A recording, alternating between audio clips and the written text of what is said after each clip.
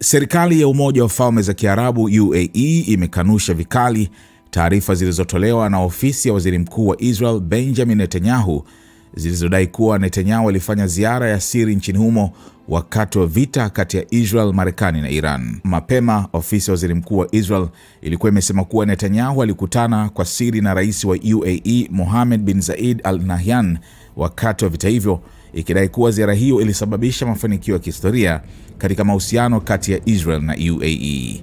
Kwa mujibu wa taarifa hiyo, mazungumzo hayo yalifanyika wakati wa operesheni za kijeshi dhidi ya Iran, huku mataifa hayo mawili yakidaiwa kuongeza ushirikiano wao wa kiusalama na kijeshi. Hata hivyo, Wizara ya Mambo ya Nje ya UAE imetoa taarifa kali ikisema madai hayo hayana msingi kabisa.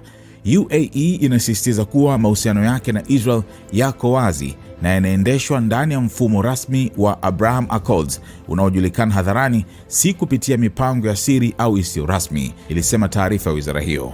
Wizara hiyo iliongeza kuwa madai yoyote kuhusu ziara ambazo hazijatangazwa rasmi au makubaliano ya siri hayana ukweli wowote isipokuwa yatakapothibitishwa rasmi na mamlaka husika za UAE. UAE pia imevitaka vyombo vya habari kuwa makini katika kuripoti habari zinazohusu masuala nyeti ya kisiasa na usalama. Tunavitaka vyombo vya habari kufuata weledi na usahihi na kuepuka kusambaza taarifa ambazo hazijathibitishwa au propaganda za kisiasa zinazopotosha, ilisema wizara hiyo. Taarifa hizo zimeibuka huku ripoti nyingine zikidai kuwa wakati wa vita dhidi ya Iran, Israel ilituma mfumo wa ulinzi wa makombora wa Iron Dome pamoja na wanajeshi wake nchini UAE kusaidia operesheni za ulinzi.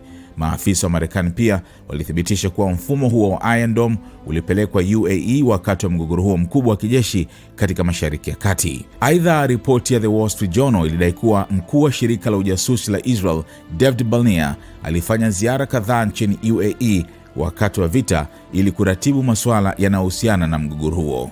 Ripoti hiyo pia ilidai kuwa Israel na UAE zilishirikiana katika kupanga shambulizi dhidi ya kituo kikubwa cha petrokemikali nchini Iran. Israel na UAE zilirejesha rasmi mahusiano yao ya kidiplomasia mwaka 2020 kupitia makubaliano ya Abraham Accords yaliyoungwa mkono na Marekani. Hii si mara ya kwanza kwa Netanyahu kuripotiwa kufanya mazungumzo ya siri na viongozi wa UAE. Mwaka 2018, vyombo vya habari vilidai kuwa Netanyahu alifanya safari ya siri kwenda UAE kwa ajili ya mkutano na Mohammed bin Zayed kabla ya makubaliano rasmi ya kidiplomasia kutekelezwa.